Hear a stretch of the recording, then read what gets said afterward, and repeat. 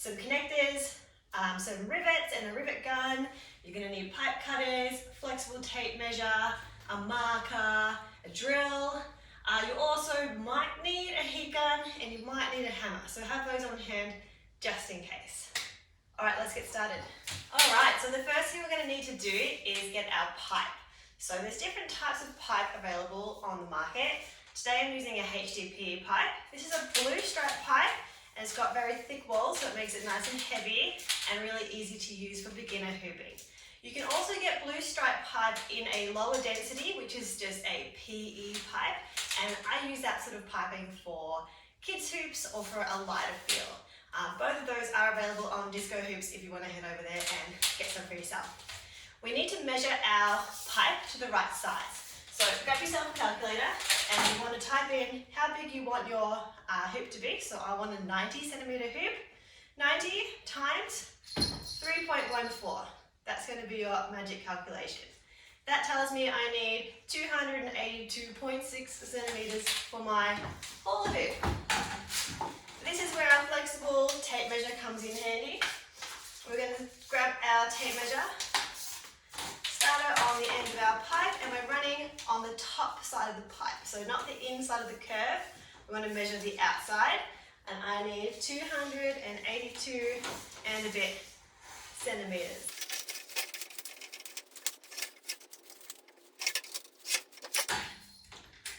Alright, once I've got to the end of my measurement, I'm just going to mark that on my pipe with a marker. I'm going to grab my pipe cutters. You're going to need PVC pipe cutters to cut these pipes. Latch it on and we just wrench it over. Done. Pipe's cut. Make sure that your cut is nice and clean, or as clean as it can be. It's best to fix up your cuts now before you start making your hoop. Make sure that the ends join together nicely. You might find that when your pipe has come in a coil that it's wrapping around too tightly. So when you go to make your hula hoop, you get this sort of love heart shape at the top here. One way that we can fix that is just to walk on it to help flatten it out. So to walk on our pipe, we're going to grab the end, foot on, make sure you're wearing shoes, and we're going to try and flatten out the edges like this. Make sure that you're getting this down in a straight line and that you're not bending the pipe, because these pipes are really flexible and any bends that you make in them, you're going to have a really hard time getting it out later. So now I'm just going to walk along this whole pipe edge until I get to the other side.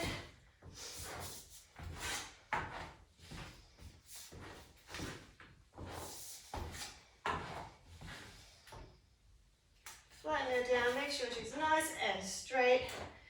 Press, press, press.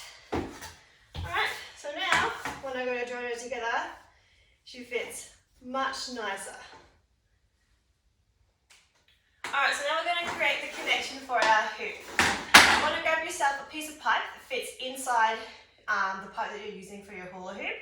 You can buy these as connector offcuts, or you can cut your own out of a length of pipe that you have.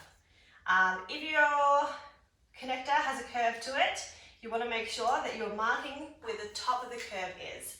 So some connectors will come straight and that's fine. This connector has a tiny, tiny curve in it. We want to make sure that the curve is facing down like a sad face.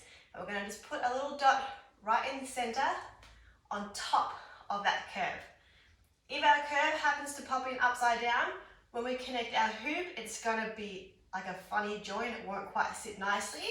You want the curve to match the curve of your hula hoop.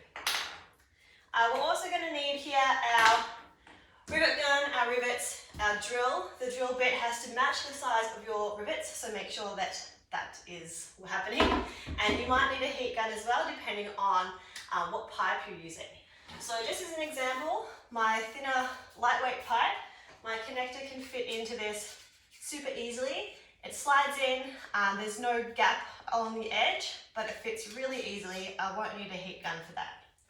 With my larger glue stripe pipe, when I try and fit the connector in, if I fiddled with this for a while, there's a chance it would slot right in. It just did. If you're having a really hard time getting it in, you might need to use a heat gun to warm up the pipe before you press your connector in. So I'm going to have a go on my actual hoop to see if it will slot itself in, or am I going to need to warm it up. If you live in a warm environment or your house is really warm wherever you're working, there it fits. You might not need to do this. If your house is really cold or your pipe is cold, you're going to need a heat gun to help warm that up. But mine is slotted in there, so I'm just going to squeeze that in. Oh, sweetie pie, kisses.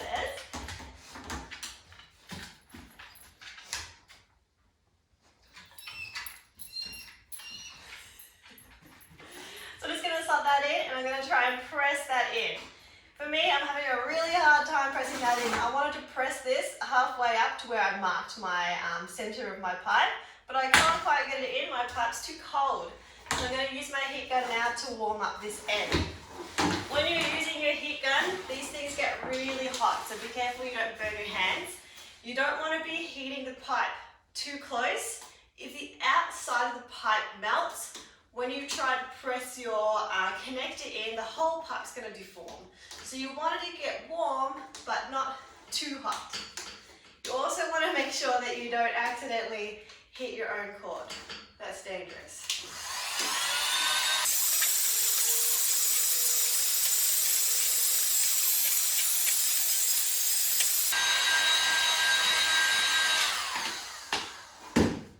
I'm going to check on this now and see how I go. If your pipe's really tight, you might need to heat it up for a while. I'm getting it more in. I'm going to see if I can't press that in just with some sheer force. Perfect. Beautiful. All right, I have my end halfway in. I know that that was a bit hard to get in, so when my other side happens, I'm going to need to heat that up much longer so it's easier to press in. Now that I've got one side in, I'm going to go ahead and make the connection on this permanent with my rivet. So you're going to get your drill, you're going to go directly straight down, and you want to hit right in the middle of that piece of pipe. So if you know how long your pipe is, you've gone halfway, you want to go halfway from that again. Make sure you're drilling directly down. Don't drill on your floor if you're not confident with using a drill. You might want to do this outside or on something that doesn't matter if you accidentally get a hole in it. We're trying to drill through the top layer of the pipe and the top layer of the connector. As soon as that drill hits the void, we're pulling it back up again.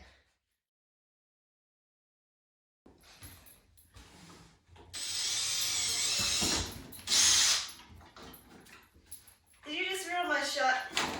Did you just ruin my shot? Come on, out we go. Come on. Alright, so hopefully you saw that, but if not, I'll show you again on the other side. Now we're going to grab our rivet and load it into our rivet gun. Make sure your head on your rivet gun is the right size for the rivet that you're using. We slide it all the way in, put that in the hole. Make sure the pressure is directly down. You don't want this rivet going in on an angle. Fingers must be on the outside of your rivet gun. Please don't put your fingers on the inside because you will squish them. Fingers on the outside, you squeeze once. And make sure that the end spits out so that you don't get that stuck inside your rivet gun. Have a feel of that there. If you feel like the ends are poking up or you've gone on a bit of an angle, you might just need to give that a bash with a hammer to flatten it out. But now, one side of our connection is done. For the other side, we can see whether or not that's going to slide in. For me, that's going to be really tight. So I know I need to warm this pipe up enough for this other end to slide.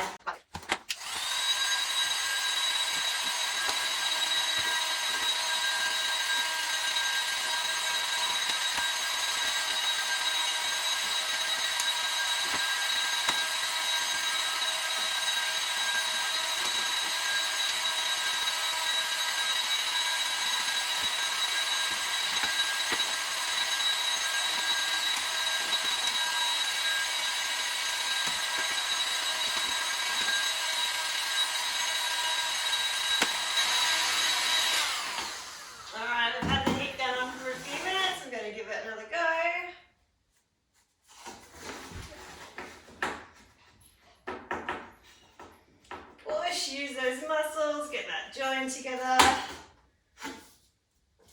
Amazing. Awesome, our joint is perfect.